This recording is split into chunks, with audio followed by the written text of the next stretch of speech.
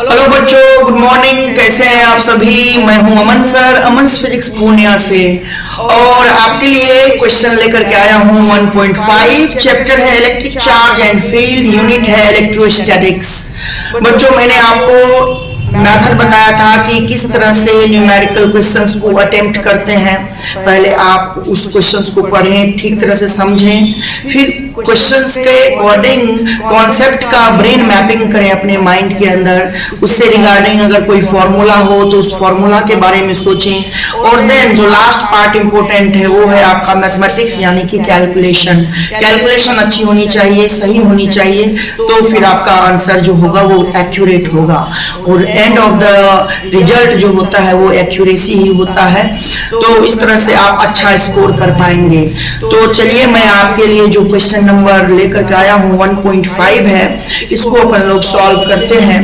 Question क्या given है बेटा? क्वेश्चन है कि when a glass rod is rubbed with, एक ग्लास रॉड है, is rubbed with a silk cloth, है ना, यानी सिल्क के कपड़े के साथ एक ग्लास रॉड को रब किया जाता है। चार्जेज अपीयर ऑन बोथ, दोनों पे चार्ज आ जाते हैं।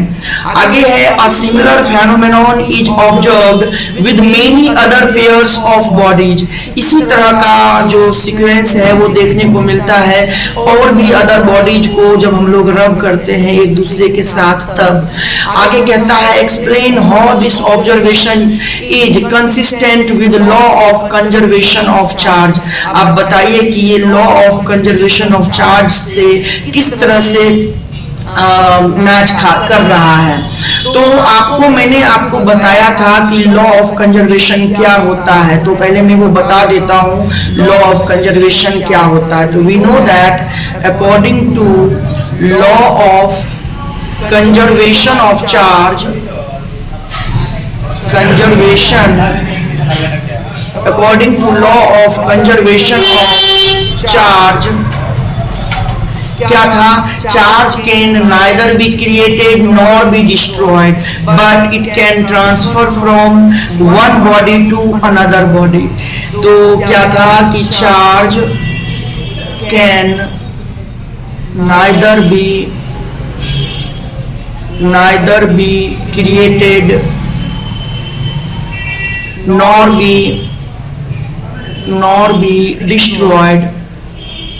nor be destroyed, but it can transfer from one body to another body। yes or no beta?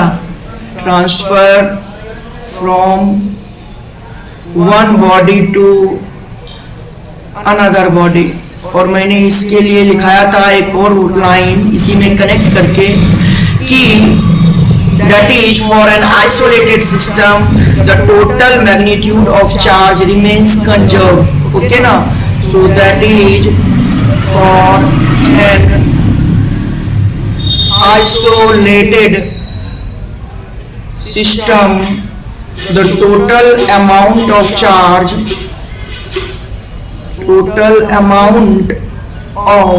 Electric charge या चार्ज में लिख देता हूँ, चार्ज रिमेन्स कांस्टेंट कह सकते हैं, रिमेन्स कंजर्व्ड लिख सकते हैं। क्लियर है बेटा? अब ध्यान दीजिए यहाँ कि हमें क्या कह रखा है कि एक ग्लास रॉड को सिल्क के साथ रब किया गया। तो मान लीजिए कि मैंने ये ग्लास रॉड लिया और ये हमारा सिल्क का कपड़ा, क्लियर है, ये हमारा सिल्क और ये हमारा ग्लास रॉड, और बोथ आर इनिशियली अनचार्ज, यानी दोनों जो है स्टार्ट में चार्ज दोनों पर नहीं है, तो बोथ आर न्यूट्रल कह सकते हो या बोथ आर इनिशियली अनचार्ज्ड। यानी अगर मैं आपसे ये पूछूं कि ये अगर सिस्टम है हमारा, सिस्टम मीन्स यहाँ पे हमारा glass rod plus silk is system. Clear है बेटा? तो अगर ये हमारा सिस्टम है ग्लास रॉड प्लस सिल्क का, तो दोनों के ऊपर अभी जो चार्ज है वो जीरो है, यानी इनिशियल जो है हमारा बेटा वो क्या है, वो जीरो है पूरे सिस्टम का। For the system means what? अभी मैंने बताया system means what? System means silk plus glass rod okay, यानी दोनों का एक पर्टिकुलर एक साथ जब एक यूनिट में बात कर रहे हैं तब की मैं बात कर रहा हूँ। अब आगे हम चलते हैं, अपन ने इसको क्या किया, रब किया, बोथ आर रब्ड, है ना।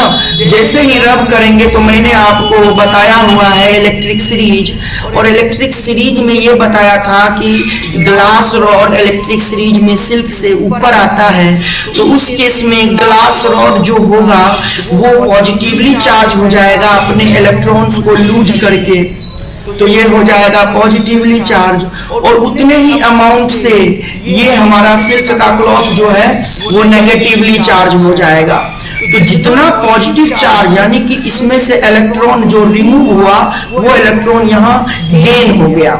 इसका मतलब आप फिर से देखो कि अगर ये सिस्टम है आपका, तो इस सिस्टम के अंदर जो टोटल चार्ज फाइनल सिचुएशन में है, टोटल चार्ज फाइनल सिचुएशन में है फॉर द सिस्टम, पूरे सिस्टम के लिए, फॉर द सिस्टम, पूरे सिस्टम के लिए जो टोटल चार्ज है वो अभी भी कितना है, तो सर जितना चार्ज इलेक्ट्रॉन रिमूव हुआ है वही इलेक्ट्रॉन सिल्क पे चला गया। ये सिल्क है ना बेटा, ये सिल्क है, सिल्क पे उतना ही इलेक्ट्रॉन चला गया, तो सिल्क हो गया नेगेटिवली चार्ज और ग्लास रॉड हो गया पॉजिटिवली चार्ज। अब ग्लास पे जो चार्ज है वो आपको से मान लो कि 10 कूलम चार्ज ग्लास पे आ गया, तो 10 कूलम माइनस में सिल्क पे आ गया होगा।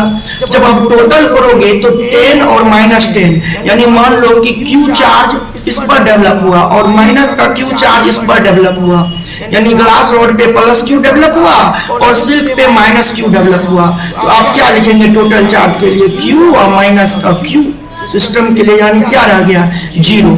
इसका मतलब क्या है कि इनिशियल में भी सिस्टम पे चार्ज 0 था, फाइनल में भी उस सिस्टम पे चार्ज 0 था, यानी ये हमारा किसके लिए, फाइनल कंडीशन के लिए, फाइनल कंडीशन के लिए।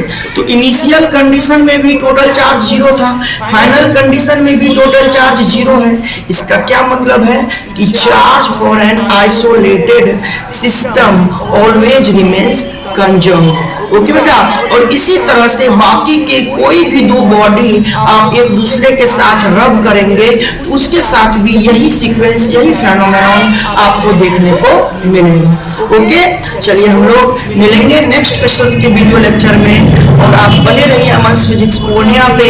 हमारा ये यूट्यूब चैनल है जो आपके बेनिफिट के लिए मैंने इसको बनाया है, और मैं चाहता हूँ कि आप न्यूमेरिकली बहुत अच्छा हो सके, कॉन्सेप्चुअली बहुत अच्छा हो सके, इसलिए इन वीडियोज को लगातार देखें। और जिस तरह से मैं वीडियो बना रहा हूँ आप नोटिफिकेशन आइकन ऑन कर लें, ताकि आपको नए वीडियो का अपडेट मिल जाएगा। जब कभी भी आप दिन में फ्री हो तो आप उस वीडियो को एक बार देख लें। ओके, चलिए मिलेंगे हम लोग नेक्स्ट वीडियो लेक्चर में। Thank you so much.